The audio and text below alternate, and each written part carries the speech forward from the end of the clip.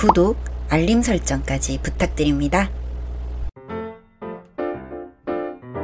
오늘도 우리 사는 이야기 찾아주셔서 감사합니다.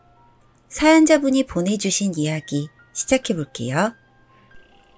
저와 신랑은 동네가 비슷하다 보니 같은 동네, 같은 고등학교를 진학했는데 남녀공학이더라도 합반을 하지 않아서 동아리 활동을 할 때가 되어야 합반이 가능했어요.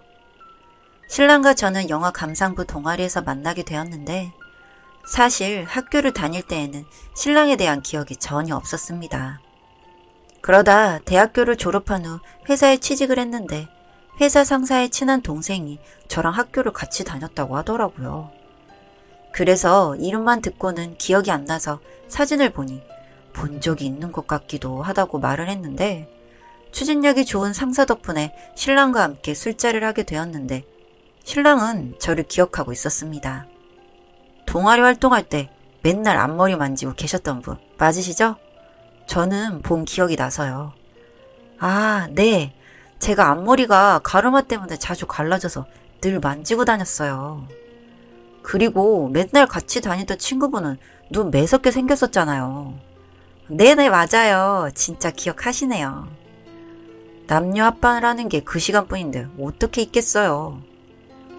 그렇게 그날은 셋이서 새벽까지 놀다가 집으로 들어갔는데 술김에 번호를 줘서 그런지 신랑에게 자주 연락이 왔습니다. 그 연락 이후로 몇 번을 더 만났었는데 사실 신랑이 키도 평균보다 조금 작은 편이고 얼굴도 잘생긴 편은 아니었어요. 그런데 콩깍지가 씌인 건지 키가 작은 게 콤플렉스라서 거의 하루도 안 빼놓고 운동을 하고 관리를 하는 모습이 작은 거인처럼 멋있어 보이더라고요. 그래서 신랑에게 고백을 받고 큰 망설임 없이 신랑을 만나게 되었습니다. 저는 키도 몸매도 얼굴도 그냥 평범한 사람입니다. 주변에 다니다 보면 저랑 닮은 사람 한둘은 꼭 있을 정도라서 처음 알게 된 사람들이 저에게 꼭 하는 말이 주변에 너랑 꼭 닮은 사람이 있어 라는 말이었거든요. 그렇게 2년 정도 신랑을 만나니까 신랑은 평범한 저를 늘 특별하게 생각해주고 제가 스스로 특별한 사람이라는 마음이 들게 칭찬을 많이 해줬습니다. 그리고 성실하고 부지런한 그의 모습에 프로포즈는 제가 먼저 해서 결혼을 하게 되었답니다. 결혼을 하고 나서 얼마 되지 않았을 무렵에 신랑은 턱에 문제가 생겨서 병원을 가게 되었는데 턱 디스크라는 진단을 받았고 이 턱 디스크를 완화시키기 위해서 턱 근육에 보톡스를 맞으면 좋다는 이야기를 듣고는 동네에 있던 성형외과를 가게 되었습니다. 사실 보톡스 성형외과에서 맞으면 턱 디스크에 효과가 별로 없는데 굳이 신랑이 기왕이면 성형외과에서 맞고 싶다고 해서 병원을 갔던 거였습니다. 그렇게 처음 턱에 보톡스를 맞고 나서 몇 번 더 맞으니 약간 갸름해 보이는 느낌이 있었는데 신랑은 그게 너무 좋았었던 것 같았습니다. 그 이후로 종종 성형외과에서 상담을 받았고 나중에는 저에게 성형을 한 군데 하고 싶다고 하더라고요. 저는 신랑이 외모 컴플렉스가 심한 걸 알고 있었는데 신랑이 몇 달을 고민하고 저에게 말을 한 거라서 웬만하면 다 들어주고 싶은 마음뿐이었습니다. 사람이 살면서 그 컴플렉스 하나 때문에 한없이 주눅들기도 하고 그렇다는 걸 아니까요. 여보, 나 혹시 눈 성형하면 이상할까? 눈이 쭉 찢어져서 인상이 안 좋아 보이지? 나 눈 너무 작지 않아? 그동안 많이 이야기를 했었기 때문에 쌍꺼풀 수술일 거라는 생각을 했고 역시나 쌍꺼풀 수술이더라고요. 그래서 눈 수술을 하고 붓기가 빠지고 나니 눈도 제법 또렷해지고 인상이 선명해졌습니다. 신랑은 대만족했고 주변에서도 눈 성형을 하고 나니까 훨씬 낫다고 칭찬을 해서 신랑이 좋아했어요. 그런데 문제는 지금부터 시작되었습니다. 신랑은 거기서 그치지 않고 저 몰래 보톡스를 맞거나 코에 필러를 맞곤 했는데 문제는 이렇게 신랑이 조금씩 시술을 하고 가꿀 때마다 주변 사람들이 너무 좋게 이야기를 해주다 보니 신랑이 점점 외모에 집착을 하는 게 느껴졌습니다. 당신도 눈 하면 예쁠 것 같은데? 응? 아니야, 난 괜찮아. 그러지 말고 생각해봐. 이번에 보너스 나오면 당신 눈하고 나는 시술 몇 개 더 하고 어때? 다음 달 보너스 나오면 그걸로 나 치과 치료하기로 했잖아. 그렇지. 치과는 다음 명절 때나 상여금 나오면 하면 안 되나? 난 수술 안 해도 된다니까? 이렇게 보너스, 상여금, 그리고 기타 생기는 돈들이 있으면 신랑은 늘 성형을 할 생각만 했는데 사무직인 신랑이 어느 날 출장을 간다고 했고 며칠 뒤 집으로 돌아온 신랑은 코 수술을 하고 왔더라고요. 복코가 컴플렉스였다면서.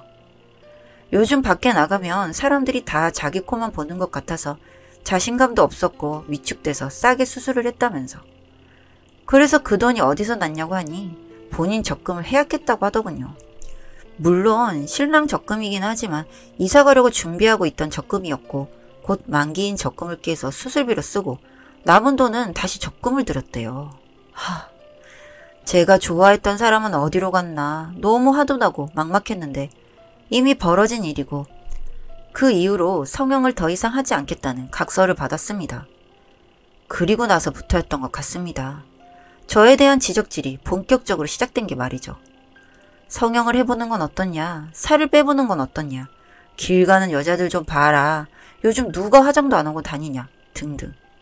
수시로 지적질을 해대는 통에 스트레스를 받아서 물만 먹어도 살이 찌는 체질로 바뀌었고 결국 생리불순까지 생겼습니다. 제가 이렇게 말로 적으니 그간의 일이 안 느껴지는데 신랑은 그동안 개인 SNS에 본인이 솔로인 것처럼 꾸며서 다른 여자들도 만나고 다녔고 바뀐 얼굴로 새로운 삶을 살아보겠다며 다니던 일을 그만두고는 보험 영업을 하러 다녔습니다. 이런 것들에다가 제 자존심을 무너뜨리는 지적질을 계속하니 정말 참기 힘들었습니다. 결국 계속 지속적으로 반복되는 인신공격에 저는 참지 못하고 이혼을 하자고 했고 신랑은 이혼을 앞둔 그 순간까지도 오만하더라고요. 우리 이혼하자. 더는 못 살겠어. 다시 잘 생각해봐. 후회 없어? 그때 후회를 하더라도 이건 아닌 것 같아. 당신 지금 아주 다른 사람이 된 거 모르겠어? 난 그때보다 지금이 더 행복해. 그래. 그러니까 이혼하자. 나도 좀 행복해질게. 당신이 좀 변할 생각은 없어? 당신이랑 살다가 나 자존감 바닥되었고 그렇게 성형해서 다시 괜찮아진다고 해도 그건 내가 아니야. 나는 당신처럼 못 살아. 그러니까 이혼해. 다른 사람들이 당신 보고 좀 꾸미고 살래. 내가 아깝대. 그러니까 꾸미는 여자 만나서 살라고. 누가 보면 내가 집에서 씻지도 않고 머리도 안 빗고 다니는 줄 알겠네. 참 웃기게도 저희는 결국 성형 때문에 이혼을 하게 되었습니다. 늘 살 빼라, 꾸며라, 눈이라도 성형해보자 꾸역꾸역 강요하는 신랑과요. 저 몰래 적금까지 깨서 성형을 해야 할 정도로 신랑에게 그렇게 중요한 일이었나 모르겠습니다. 저는 그렇게 이혼을 했고 이혼을 하고 나서 가장 노력한 부분이 자존감을 높이는 것이었습니다. 그래서 운동도 다니고 취미생활도 하면서 최대한 남들 시선에 신경 쓰지 않으려고 노력을 했고 그럼에도 종종 신랑의 소식은 SNS를 타고 친구의 입을 타고 눈으로 귀로 들려오더군요. 신랑은 저랑 이혼하고 나서부터는 성형을 훨씬 많이 해서 지금은 그냥 누가 봐도 성괴라고 할 수 있게 얼굴이 변했다고 했습니다. 저도 그 사진을 봤는데 정말 사람이 이렇게까지 바뀌는구나 싶었어요. 내가 이런 사람과 살았다고 하는 생각이 들자 소름이 올라올 정도였습니다. 그런데 성형을 한 이후로 운동은 하지 않아서 몸은 부하게 살이 쪘고 눈은 더 부리부리하게 그리고 코는 더 뾰족하게 수술을 했고 제가 알고 좋아하던 사람의 얼굴은 더 이상 보이지 않았습니다.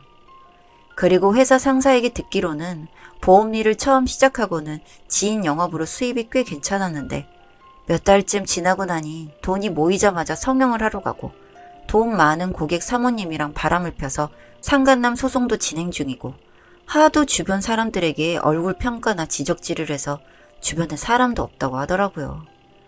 저보고 얼굴 폄하를 하면서 이혼할 때도 후회할 거라더니 결국 자신의 인생에 후회가 될 일은 본인이 하고 있더군요.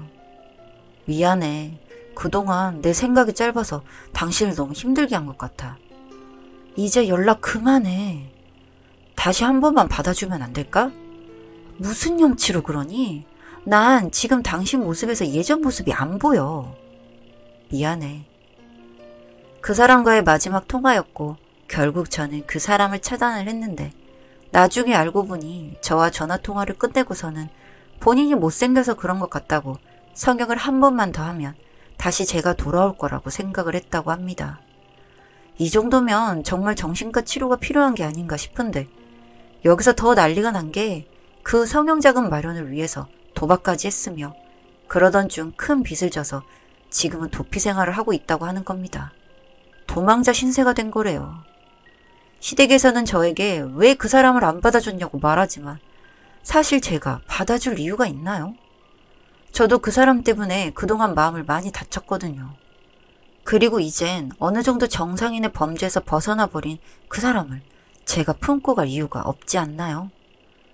다음번에 혹시 누군가를 만나게 된다면 예전 제가 신랑을 좋아했던 모습처럼 저의 있는 그대로를 사랑해줄 그럴 남자였으면 좋겠습니다. 전 앞으로도 제 자신을 사랑하며 살아가려고 합니다. 응원 부탁드릴게요. 사연은 여기까지였고요. 우리 사는 이야기 시청해주셔서 감사합니다.